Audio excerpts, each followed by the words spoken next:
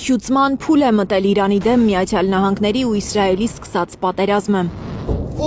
Հիմա երեք կողմերն էլ փորձում են բոլոր ճիգերը գործադրել, հնարավորինս շատ վնաս հասցնելու իրար։ Իրանը տնտեսական վնասներ հասցնելով ԱՄՆ դաշնակից տարբեր երկրների փորձում է ճնշել նահանգներին, որ Թրամփն ինքնակամ ավարտի պատերազմը։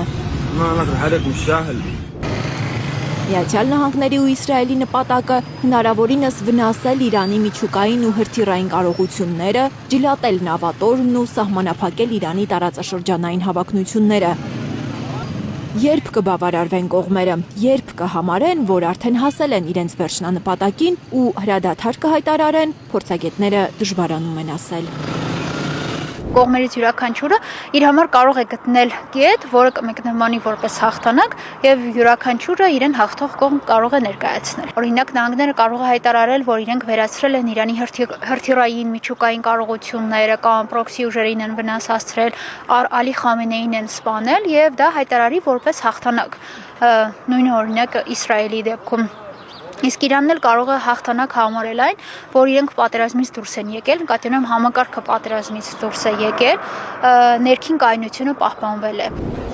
Իսրայելի հետ ամեն ինչ պարզ է, Նեթանյահուն ուզում է մինչև վերջ գնալ, տապալել Իրանը որպես պետություն։ Ի վերջո այնպիսի իրավիճակ առաջացնել, որ Իրանը անդադ լինի ներքին անկայունության ու քաոսի մեջ։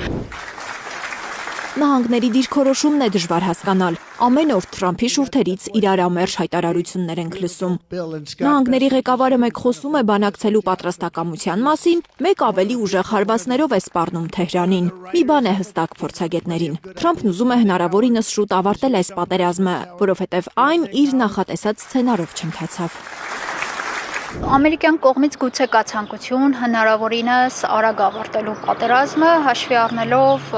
թե երկրի ներսում դրա հնարավոր հետևանքները, օրինակ հեղինակության տեսքով թե այդ պատերազմի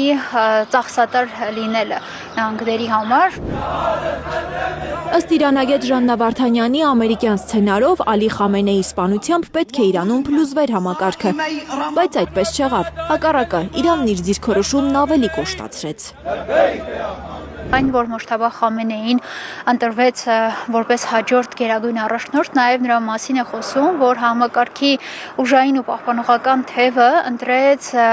ինքնապահպանման եւ համակարգի գաղափարական շարունակականության ուղին։ Իրանը գնում է ավելի կոշտացման ճանապարհով,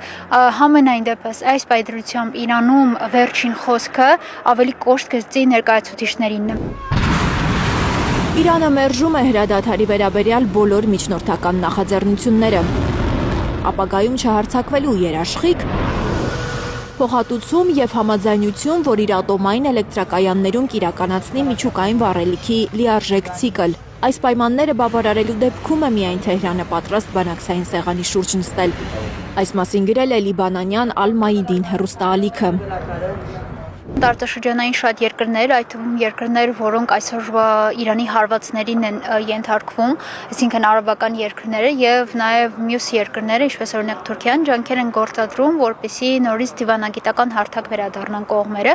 բայց կարծում եմ, որ հենց այս պահի դրությամբ դա դեռևս չի նշмарվում, որ նրանք պատրաստ են գնալ բանակցությունների, քանի որ կողմերից յուրաքանչյուրը այս պատերազմով ցանկանում է հարցը հասցնել վերջնակետին։ Ավելի վաղ Իրանի արտգործնախարար Աբբաս Արաղչին մերժել էր Միացյալ Նահանգների հետ բանակցությունների հնարավորությունը, ընդգծելով, որ դիվանագիտական շփումներն օրակարգում չեն Միացյալ Նահանգների հետ շատ դառը փորձի պատճառով։ Թրամփն իր հերթին հայտարարել էր, որ միակ համաձայնագիրը, որին պատրաստ է, Իրանի լիակատար կապիտուլյացիան է։ Լիլիթ Գասպարյան, Աշոտ Մնոյան, Անի Ղանդիլյան, Հայլուր։ Situation.